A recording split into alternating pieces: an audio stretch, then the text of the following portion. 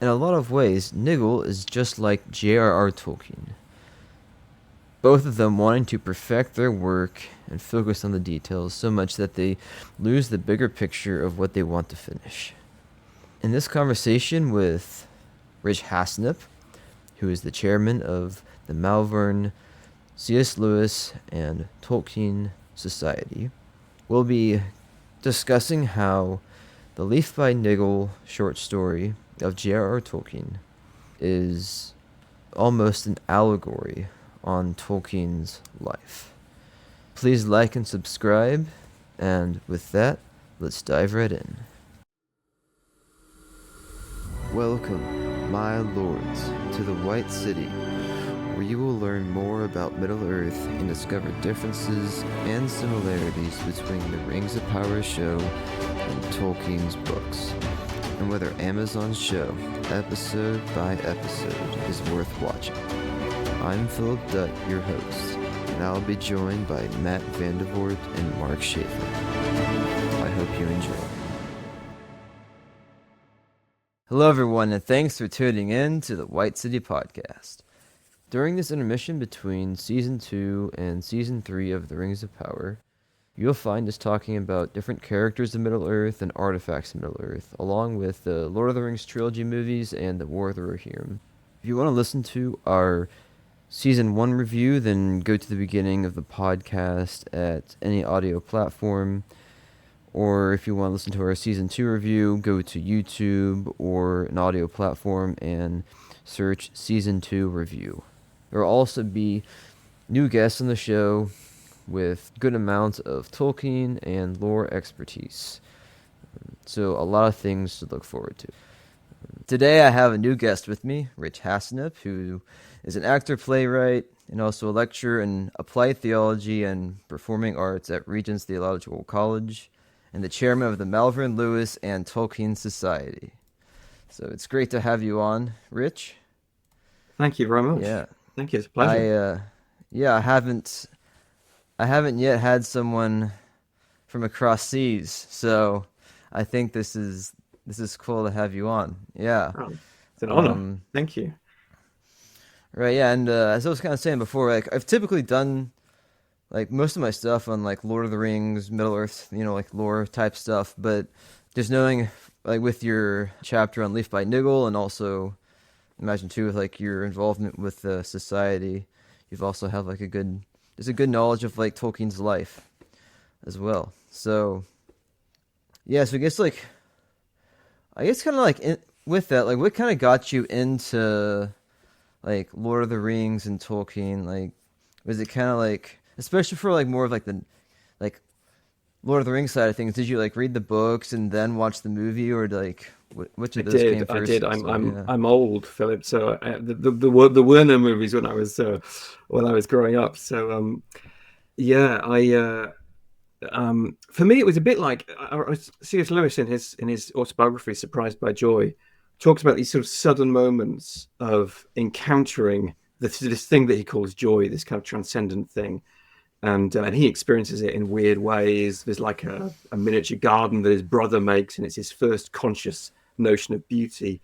And then he reads the Norse myths, and there's this sense of northernness, and it gives him this weird joy. And for me, Lord of the Rings gave me that. I had this strange, I mean, I don't want to overstate it, but almost kind of spiritual encounter with it. Reading the Lord of the Rings was a really important experience in my life. I probably read it when I was I think it was before I went to secondary school, so it would have been when I was about 11 I first read them, and then I read them over and over again. And partly that was because my parents became Christians when I was young, and I mean, they're lovely, but their Christian conversion was one of those kinds that sort of it wasn't quite book burning, but it was kind of very careful about what their children read. And Lord of the Rings passed the test of what we were allowed to read. So I guess Nice. it was that as well. It's all we had. So my brother and I sort of clung onto it. Cool. So what about it gave you the kind of spiritual experience then?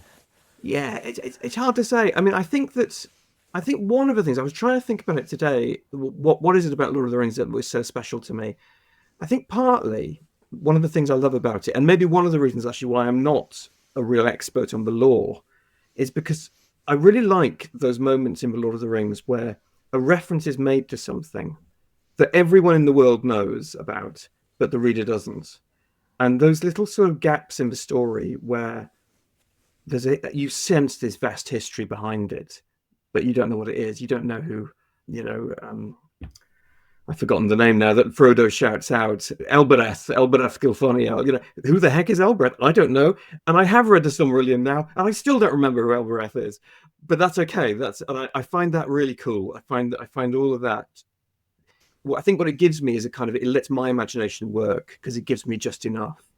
I suppose the only thing I can think of that's a bit like it was, again, because I'm a little bit older than I look. When I was a kid, we only had the first three Star Wars movies. And in that, they talk about the Clone Wars. And you think, man, what were the Clone Wars? I bet they were cool. And then you see the prequels, and they're not as cool as you thought they were going to be. But, there's that idea that I think there's something about sort of mentioning something that the author knows about, but you don't, that has a great power. And I loved that. No, that's pretty interesting. That's a good point. Yeah, I didn't really think about that. I mean, I've definitely have enjoyed reading more into lore and everything, but have to say I'm not an expert myself. So, but yeah. So it's thinking a little bit more about Tolkien and writing his books, and I mean, I guess we can just talk first off with how Tolkien got started, I guess. And he's at Oxford, right? Creating a paper, and he writes down the word hobbit. Yeah. Yeah. And yeah. do you know how does that how does I mean, it seems kind of okay, just randomly hobbit just popped into his mind, or Yeah, well, he's such an interesting character, Tolkien, isn't he? Because he's been inventing the mythology since long before that. So in the trenches, he was thinking of what to some degree what seems to have become the Silmarillion, and even as a boy, he's writing to his childhood friends and saying, "I have the sense that I could write something great. There's something great in me," but will he ever get it out? And then, yeah, as you say, there's this famous blank page in an exam paper that was this great gift to him. And he wrote, "In a hole of ground there's a hobbit." And hobbit, I think, comes from an Old English word holbitter, which just means hole dweller. But he knows that, of course, because he's a philologist. He's a lover of language. And he's lived with Old English and Norse and Gothic and all these different dialects for a long time professionally. And they've all been kind of food for thought for him to develop his own mythology. And he had this idea of developing a mythology for England because he felt that the King Arthur stories were in some sense romantic and influenced by France and Wales and so on. So yeah, it is mysterious exactly what made him think to and whether the Hobbit was always going to be part of this legendarium. I'm not at all sure. I think to some extent it grew in the telling. Yeah, because that's one thing with in your chapter there with Tom Shippey talking about how the Hobbit was the leaf, I believe, and then it just grew out of that. Yeah. Yeah, and do you know Leaf by Niggle? Is it a story you know well? I did just read it, so or listen to it actually. So I do know it, and I knew behind the scenes just from other stuff I've read on Tolkien about hey, this is what kind of was surprisingly an allegory on his life. Yeah. Despite his avowed dislike of the genre, he writes this allegory. Yeah. So, yeah. Well, I mean, would it be helpful if I just ran through it, just in case any of your listeners haven't? Go so ahead. If you haven't read it, I really recommend it to you. I think it's a really beautiful story, and it doesn't take that long to read. You'll find it either in Tree and Leaf, or I think there's a collection called Tales from the Perilous Realms. In either collection, you'll find Leaf by Niggle, and yeah, I think it's pretty clearly an allegory. And Tom Shippey says that too, so I'll go with his view. And it's the story of an artist called Niggle, And Niggle just kind of means someone who's obsessed with little details. That's kind of what the name indicates. But it also perhaps means someone who complains a bit. Niggle has a sort of double meaning. And he's got this picture in his head of this great tree, and he wants to paint it in such detail that every leaf is intricate and beautiful. And he never, life conspires against him. He's got a neighbor who makes all kind of demands on him called Parish, and he's very annoyed by the neighbor, but he feels duty bound to help him. And early on in the story, we're told that there's a man called Niggle, and he has to go on a great journey. And that phrase is quite a sort of distinctive phrase, because it's used in a lot of medieval texts, and the great journey means death.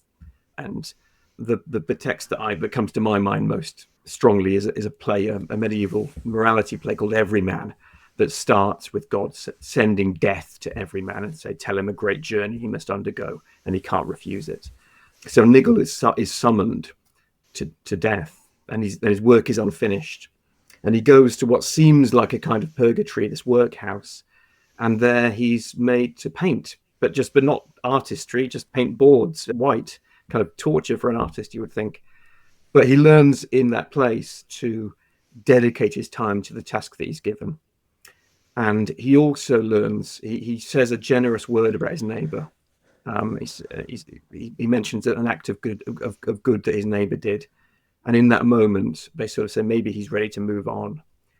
And when he moves on, he goes into what seems like heaven, or at least the sort of foothills of heaven. And there before him, very beautifully, is his tree, the tree that he's been trying to paint all his life.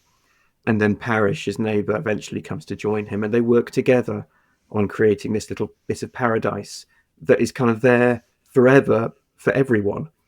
So yeah, and that's more or less that's the story. And not much remains of Niggle's art back on Middle Earth, but a little bit does for a time, and people enjoy it, and it gives them a sense of something special. But it fades, and this seems to be what Tolkien thought would happen to him.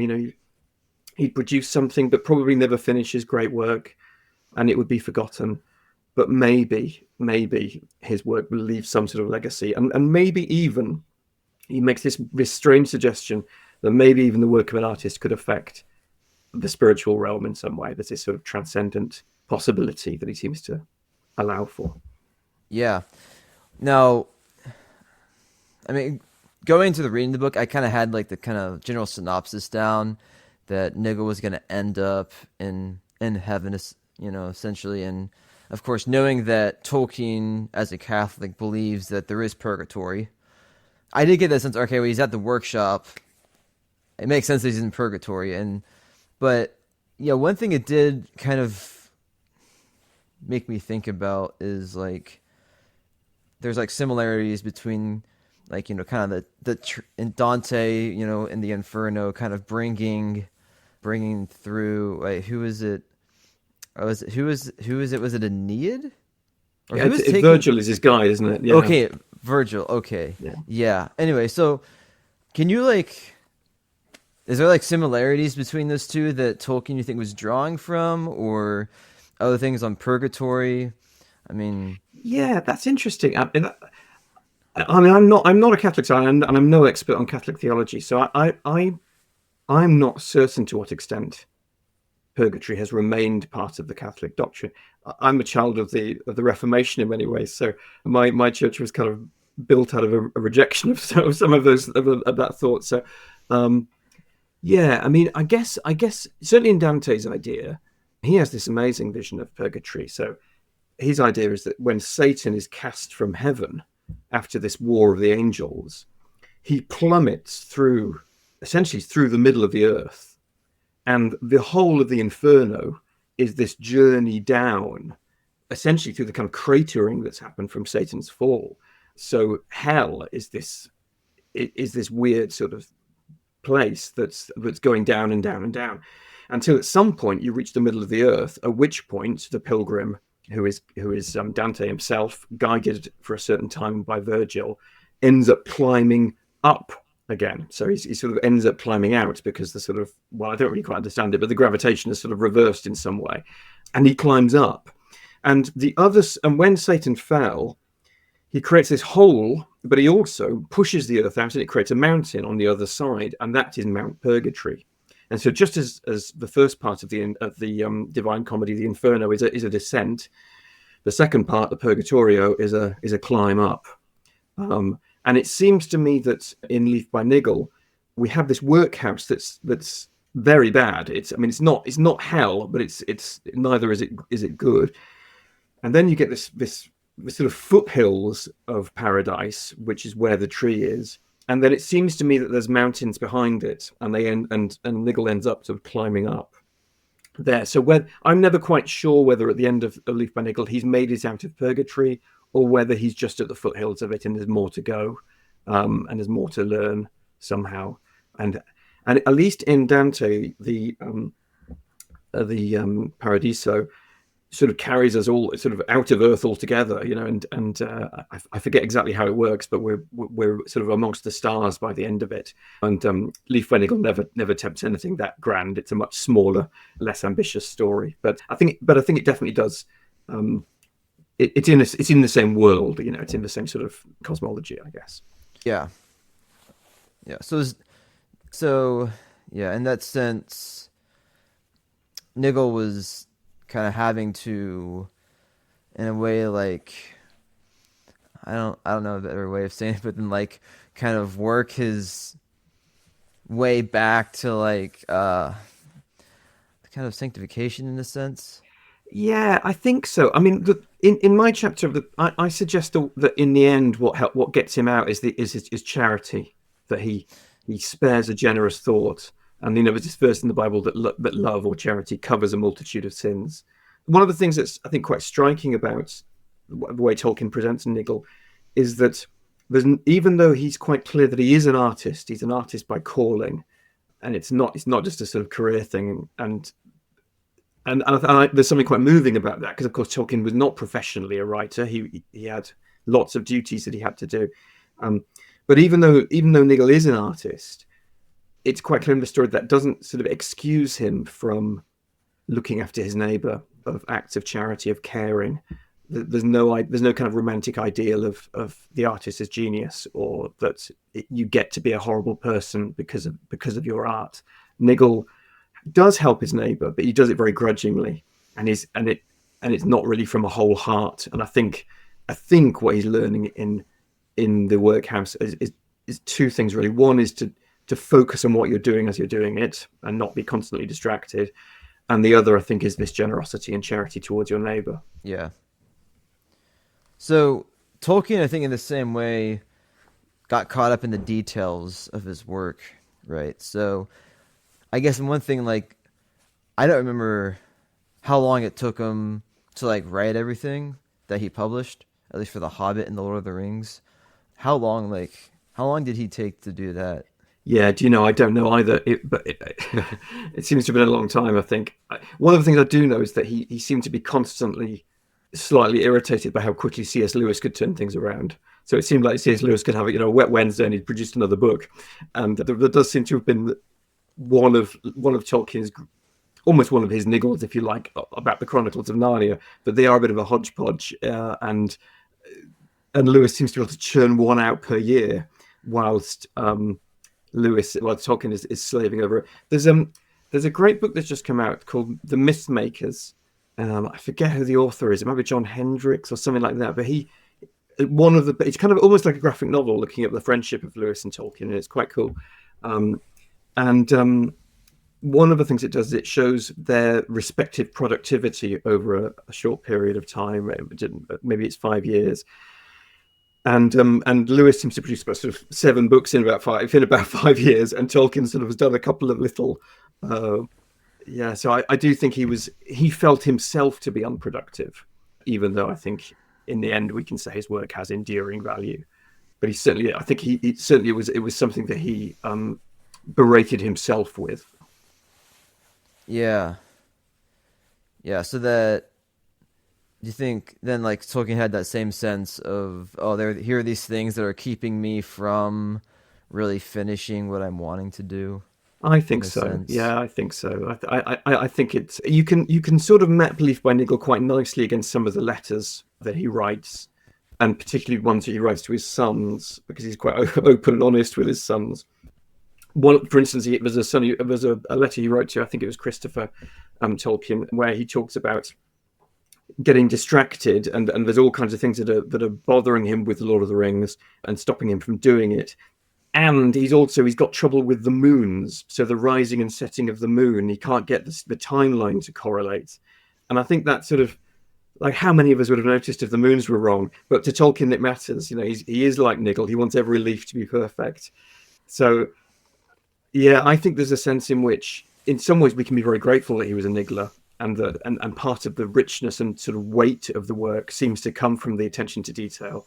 And maybe there are other times when he was just like all of us, we do the hoovering instead of doing the thing we're supposed to do, or we, suddenly want to clean our office for no reason. I think there's that sense as well that he finds himself distracted because it's so important to him. At one point into his publisher, he says, "It's written in my life's blood." So it's no small thing for him to actually say, "Okay, it's done, publish it." Right. And kind of lead on to that, like at the end, do you think that he also kind of maybe felt the same way, just in general, with like, hey, I have all this work that I don't have published, but maybe like once I get to heaven, that sense of I will find my work, like maybe completed the way that like I would want to see it? Do you think he? That's a great question. I'd love that to be true. I mean, yeah, I think I do have that somewhere. He does say something to Christopher, I think, but I can't quite remember what he says. Yeah, I think I can't remember exactly the exact quote, but it's something like, maybe the things we've left undone here we will find completed there. Yeah, so I think maybe it is a hope for him, but I think also he never expected the Lord of the Rings to be what it was, what it became, and I Yeah. think in some ways partly because of course he had Christopher, who's worked so diligently then to produce so much of the Silmarillion, and of the all of them brilliant sort of volumes looking at the deeper lore of Lord of the Rings itself, that actually I think he'd be astonished at how much of his work is in print and loved by people like you and by people who listen to podcasts like yours. Mm. Oh yeah, it is something else, and yeah, it is like kind of that feeling. Hopefully he did see how much people appreciated it, and um, in the end there, and so like, what do you guys do at the society? Yeah, I mean, we started sort of, I don't know how long ago, but 4 years ago maybe. The reason it's Malvern, by the way, is Malvern was quite an important place to Lewis and Tolkien. So Malvern is this little town in the Midlands, which is kind of not far from where Tolkien grew up. It's sort of his patch, really. We're in Worcestershire, very near Herefordshire, and he would know both counties pretty well. And Lewis came to school in Malvern, although he hated it and is really rude about it in his autobiography. But the other thing that's significant is that George Sayer lived in Malvern, and Lewis was his tutor at Oxford, and Sayer then became an English teacher in Malvern. And it was in George Sayer's house that Tolkien recorded those. I don't know if you ever heard him reading the Battle of the sort of charge of the Rohirrim from the Battle of Pelennor Fields, and it was partly those recordings that helped encourage him to say, actually, this sounds really cool. This is worth pursuing. And they walked in the hills, so the Malvern Hills are this great sort of beauty spot in the UK, and Malvern and Lewis and Tolkien both walked these hills, and there's a pub here that has their names outside it. They drank in this pub, so we're sort of a tourist spot for Lewis and Tolkien. But the society itself, I mean, it started off being quite an academic thing out of the theological college I'm part of. And the original founder was a man called Dr. John Usher, and so we would have sort of papers, we'd read papers to one another and so on. I think under my leadership, it's a little bit less academic, and it's become a bit more like a book club, and more or less what we do. So last year, for instance, we read The Lord of the Rings one book at a time, and then we discussed them in kind of monthly meetings. And we have people. It's not very big. Often there's sort of 4 or 5 of us just gathering and online to talk.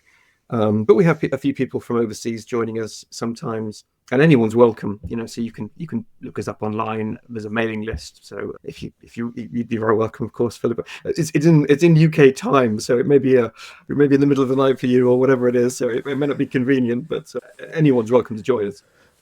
For sure. Yeah. So yeah, a question I've been like really liking to ask a lot of different guests recently is like, to what do you attribute the success of Tolkien's works? Yeah, that's a great question. That is a great question. I mean, I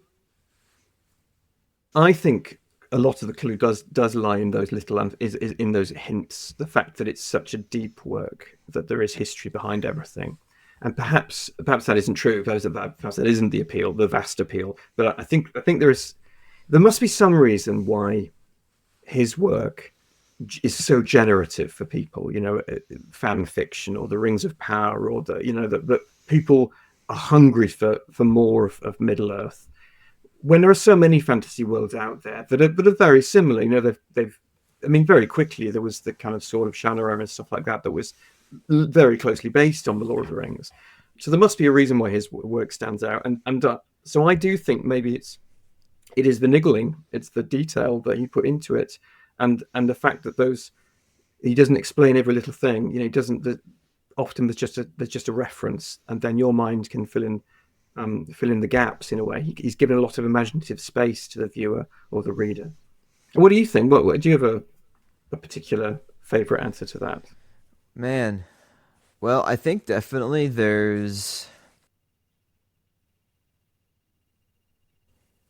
yeah, hearing different people's opinions, especially, it's, like the timelessness, I think, is a big thing. But I think the timelessness isn't, it draws from a lot of different things, right? One thing could be the mythology that's, people still know about, or those fantasy stories that he pulled from that people are still, still talking about. And I guess, like, I might have heard something that maybe like the Snow White and the Seven Dwarves or something Tolkien like didn't necessarily like, because Mm. the betrayal of the dwarves wasn't, he didn't think they were accurate. Yeah, But so yeah, but still, it's the idea that those kind of things he pull from, people are still, even today, like looking back on reading Beowulf, all that kind yeah, of stuff. But I also think like you guys still got like his, his worldview is Christian, the Christian foundation and things, which, too is, stood the test of time. And people, I mean, yes, all the way all the way back to the beginning of creation, people are looking at this stuff, looking at the Bible. And so there's, yeah, I think there's a lot of things. So, yeah, those are just a couple of things, but a lot of things that tie into it for yeah. That's sure. that's really interesting. Yeah, I think I'm sure you're right that I think you're right that actually the variety of influences is a really rich world. I mean, one of the things I was just thinking as you were talking about that was how different his races feel. When you're with the elves, it feels so different from where we don't see that much of the dwarves in Lord of the Rings, but when you're in Moria and you're reading the book that's been written, and it feels suddenly like you're reading a kind of Viking saga, which is so different from the way the elves are. And I think he does something really clever with how he writes for different species, I think. Hmm. Yeah. So I don't remember if you had put down, if you had like watched the Rings of Power at all, from like the interview Well, I survey and watched all. I watched the first season, and then I'm afraid I'm not up to date with it. So I didn't hate That's it. fine. I know lots of people, it's quite contentious, but in certain areas of the fandom, I didn't hate it, but I didn't love it either. But you've paid quite a lot of attention to it. What have you enjoyed about it? Yeah, so I would say that, hmm, I guess like what I've enjoyed about it, to like a certain degree, has been just like what you don't get out of like the movies or the Hobbit movies, like those trilogies in a sense. And just bringing new things to the table, I think is definitely interesting. There's I don't know all the ins and outs of the details that they're talking about in the Rings of Power. So I can't always like say, oh, I think this is like a bad portrayal of that. Yeah, yeah, Um, but I like, so like in all, I think that it's been enjoyable just to see like certain things that I think that like, oh, I think this is kind of like a Yeah. Tolkien kind of thing, you know, which, you know, and like I think that like Elendil and Muriel in the show, even like the first season, would seem to me to be very much a kind of like, you know, way that Tolkien might have like wanted those characters to interact and with others and all. So I kind of I like that side of the story, Mhm. which again, it's like yeah, it's just interesting what people will take away from it. Yeah. Everybody's got differing opinions, you know, which yeah, it's very polarized. It's very polarized. Yeah, it's a shame, isn't it? I think, but I mean, I guess in a way, I'm probably not the audience because I was a book guy, and so actually, I watched the films. I really like the first film. I'm not besotted by the films, so they're not the thing for me. They're I think they were good. They were really well made. I really appreciated the care that went into them. But they're not close to my heart in the same way that they are for loads of Tolkien fans who discovered Tolkien via the films. So maybe Yeah. I wasn't hungry for content in the same way that lots of people are. So it may be that I'm not particularly the right audience. I mean, I liked the actress who played Galadriel. I thought she seemed to get a lot of criticism, but I thought she was good, and I found her quite compelling. Hmm. And I felt a bit sorry for her that she was attacked. I guess she came at a time when we had a lot of kind of girl boss heroines, and maybe there was just a kind of fatigue for the trope. But I thought she was good, and and Galadriel is powerful, so that didn't bother me. Okay. Yeah. So if you rated it for enjoyment, like what would you say for like enjoyment wise? Well, I finished it. I mean, I finished. I finished the first season and didn't go on to the second. So I guess it's got to be kind of mid, hasn't it, for me? So I give it like 6 out of 10, something like that. I thought there were things that were good. It didn't particularly make me want to see it. I didn't love the ending. I thought that whole. I think one of the things I didn't like about it, and I'm sorry to be negative because it's everyone's. You can get negativity about it anyway, can't you? It's I okay. think I didn't really like the sort of mystery box, oh, who is the stranger? What is this sword for? Who is the other stranger? I felt like that felt like a kind of J.J. Abrams thing to me. I suppose, although I didn't know, I haven't read those appendices all that heavily. The Return of the King. So I don't exactly remember how it's supposed to go, but as I recall, it's done pretty simply that Sauron deceived the Smiths or whatever it was, and I almost wonder whether the the screenwriters then did what I think a lot of dramatists do, and I speak as someone who tries to dramatize things myself. They said, well, how could that have happened? Well, maybe he's this guy who's been pulled from the sea. And I think in some ways that's a perfectly logical place to start. But I wonder if it loses something of the mythic that doesn't feel very Tolkienian somehow. That actually it might have been better had we seen him in something like a true form, and then we see him assuming the disguise, and that so what we see has a kind of dramatic irony on it that we know precisely who he is the whole time, and we see him deceiving them. To me, I think that might have been a more Tolkienian approach to that story. So I guess maybe that's one of the things I didn't care for. Is he Gandalf? Isn't he Gandalf? We all think he's Gandalf. He perhaps is Gandalf. I found that was less successful than some of the other stuff. Whereas I liked seeing Moria. I liked seeing I mean, I'm a bit of a dwarf fan, so I liked seeing that society. I, I enjoyed seeing Numenor, although I didn't know anything about that really. I liked seeing them. So there were things that I did like, and I thought visually it looked awesome. You can see where the money went, but yeah, I think it was the way into the story for me perhaps was I don't know what do I know, but Yeah. that's my takeaway, I guess. Yeah. Oh, okay. Well, yeah. So you're as kind of like maybe you already kind of were touching on that, but like as your experiences like kind of in acting and all, how about that like kind of storytelling side of things? Is that Yeah, I something mean, you could speak to, or is that well, I mean, I'm First of all, I have acted, and I've worked as an actor. I worked as an actor for about 10 years, and then I started doing more writing, and now I'm employed by this theological college, and I teach actors and I teach writing, and I still write for some theatre companies, but it's on a much lower level than the Rings of Power. I was never anywhere near doing anything like that. So, let's not pretend that I'm brilliant compared to I'm sure the writers of Rings of Power know what they're doing a lot more than I do. But yeah, I suppose what I'm speaking to is, in some ways, I wonder if, like something like Oedipus, if you think about the play Oedipus, their audience would have known that story. They know what Oedipus doesn't know, but the play still holds interest because there's something awful about seeing Oedipus discover it. And I suppose that's the kind of structure. I wonder whether that might have been stronger to employ, that we see the elves, these good-hearted people, these pure people who've experienced evil before, but mostly in direct combat. They haven't been infiltrated in the same way. And then they discover that evil can wear a fair face.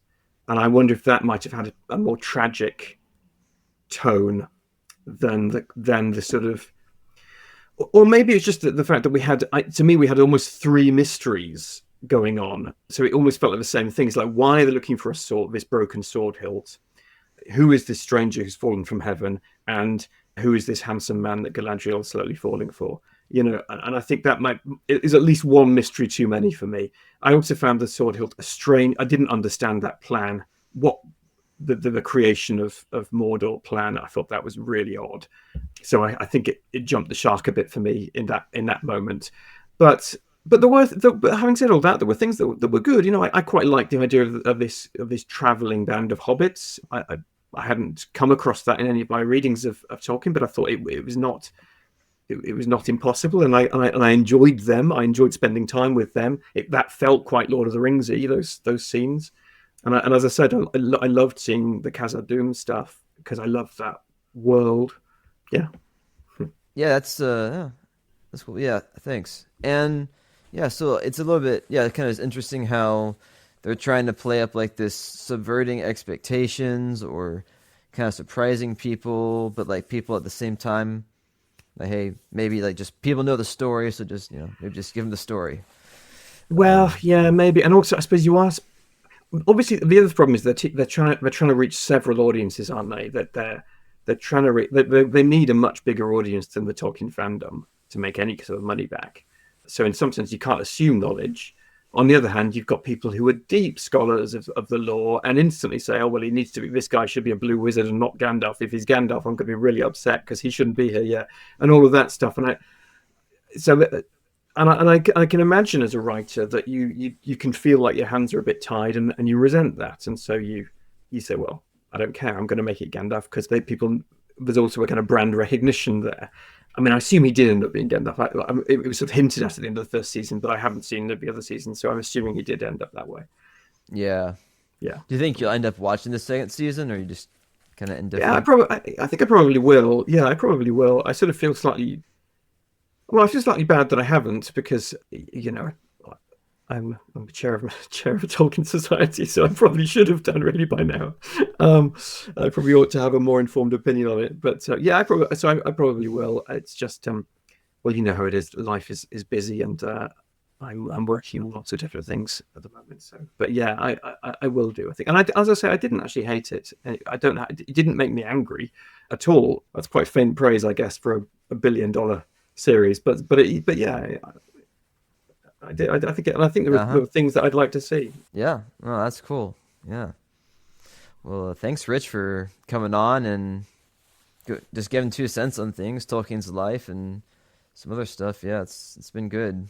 No, it's been an absolute pleasure. Thanks for having me, Philip. Yeah, thanks. Well, thanks everybody for tuning in, and catch us for our next episode. Thanks. Thanks for visiting the White City. Before you leave, please subscribe to our podcast and check us out at thewhitecitypodcast.com. We're on YouTube or Facebook under the tag @The White City Podcast.